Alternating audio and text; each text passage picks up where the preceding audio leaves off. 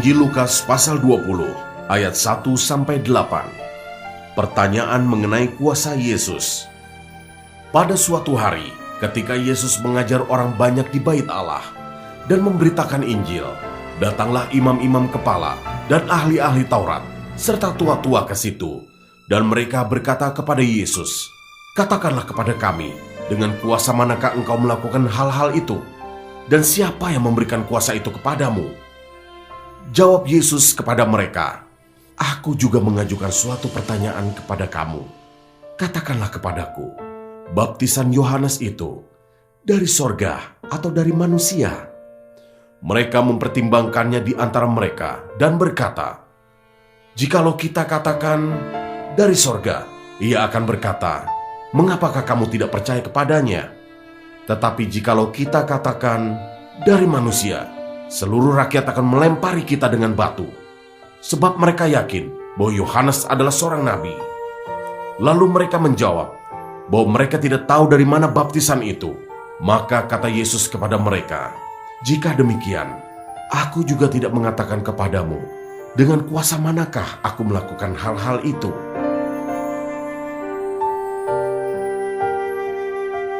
Ayat 9-19, perumpamaan tentang penggarap-penggarap kebun anggur. Lalu Yesus mengatakan perumpamaan ini kepada orang banyak.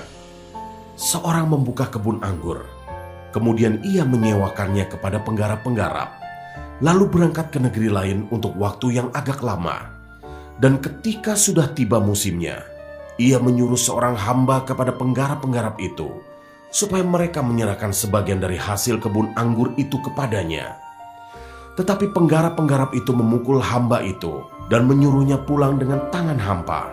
Sesudah itu, ia menyuruh seorang hamba yang lain, tetapi hamba itu juga dipukul dan dipermalukan oleh mereka, lalu disuruh pulang dengan tangan hampa. Selanjutnya, ia menyuruh hamba yang ketiga, tetapi orang itu juga dilukai oleh mereka, lalu dilemparkan keluar kebun itu. Maka kata tuan kebun anggur itu, "Apakah yang harus kuperbuat? Aku akan menyuruh anakku yang kekasih." Tentu ia mereka segani. Tetapi ketika penggarap-penggarap itu melihat anaknya itu, mereka berunding. Katanya, "Ia adalah ahli waris. Mari kita bunuh dia, supaya warisan ini menjadi milik kita." Lalu mereka melemparkan dia keluar kebun anggur itu dan membunuhnya. Sekarang apa yang akan dilakukan oleh tuan kebun anggur itu dengan mereka? Ia akan datang dan membinasakan penggarap-penggarap itu dan mempercayakan kebun anggur itu kepada orang-orang lain. Mendengar itu mereka berkata, "Sekali-kali jangan." Tetapi Yesus memandang mereka dan berkata, "Jika demikian, apakah arti nas ini? Batu yang dibuang oleh tukang-tukang bangunan telah menjadi batu penjuru. Barang siapa jatuh ke atas batu itu, ia akan hancur, dan barang siapa ditimpa batu itu, ia akan remuk." Lalu ahli-ahli Taurat dan imam-imam kepala berusaha menangkap dia pada saat itu juga, sebab mereka tahu bahwa merekalah yang dimaksudkannya dengan perumpamaan itu. Tetapi mereka takut kepada orang banyak.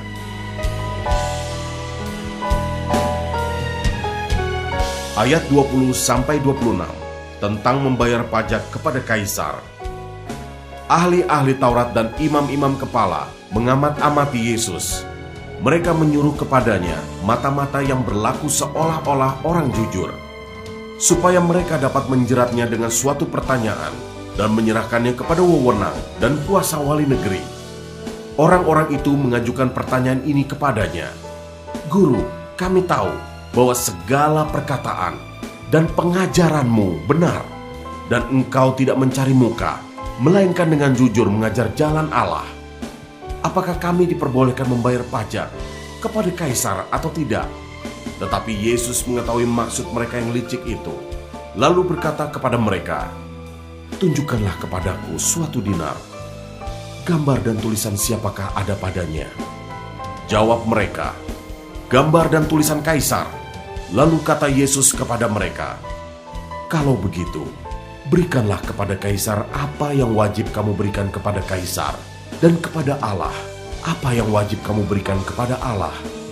dan mereka tidak dapat menjerat dia dalam perkataannya di depan orang banyak. Mereka heran akan jawabnya itu, dan mereka diam.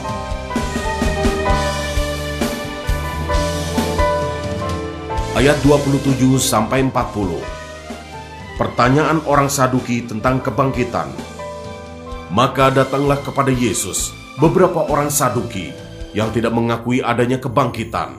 Mereka bertanya kepadanya, "Guru, Musa menuliskan perintah ini untuk kita. Jika seorang yang mempunyai saudara laki-laki mati sedang istrinya masih ada, tetapi ia tidak meninggalkan anak, saudaranya harus kawin dengan istrinya itu dan membangkitkan keturunan bagi saudaranya itu. Adalah 7 orang bersaudara. Yang pertama kawin dengan seorang perempuan, lalu mati dengan tidak meninggalkan anak. Lalu perempuan itu dikawini oleh yang kedua, dan oleh yang ketiga, dan demikianlah berturut-turut oleh ke-7 saudara itu. Mereka semuanya mati dengan tidak meninggalkan anak. Akhirnya perempuan itu pun mati. Bagaimana sekarang dengan perempuan itu? Siapakah di antara orang-orang itu yang menjadi suaminya pada hari kebangkitan? Sebab ke-7-nya telah beristrikan dia."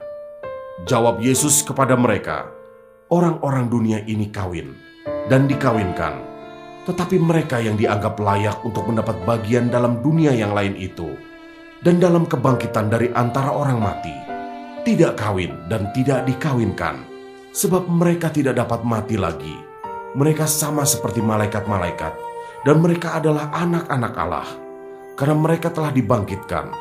Tentang bangkitnya orang-orang mati, Musa telah memberitahukannya dalam nas tentang semak duri, di mana Tuhan disebut Allah Abraham, Allah Ishak, dan Allah Yakub. Ia bukan Allah orang mati, melainkan Allah orang hidup, sebab di hadapan Dia semua orang hidup." Mendengar itu beberapa ahli Taurat berkata, "Guru, jawabmu itu tepat sekali." Sebab mereka tidak berani lagi menanyakan apa-apa kepada Yesus.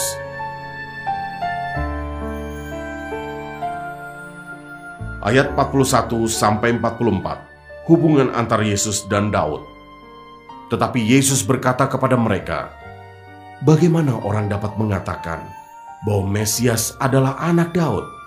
Sebab Daud sendiri berkata dalam kitab Mazmur, 'Tuhan telah berfirman kepada Tuanku, duduklah di sebelah kananku, sampai kubuat musuh-musuhmu menjadi tumpuan kakimu.' Jadi Daud menyebut dia tuannya. Bagaimana mungkin ia anaknya pula?"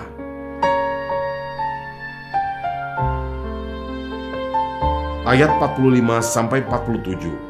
Yesus menasihatkan supaya waspada terhadap ahli-ahli Taurat. Ketika semua orang banyak mendengarkan, Yesus berkata kepada murid-muridnya, "Waspadalah terhadap ahli-ahli Taurat yang suka berjalan-jalan memakai jubah panjang dan suka menerima penghormatan di pasar, yang suka duduk di tempat terdepan di rumah ibadat dan di tempat terhormat dalam perjamuan, yang menelan rumah janda-janda dan yang mengelabui mata orang dengan doa yang panjang-panjang. Mereka itu pasti akan menerima hukuman yang lebih berat."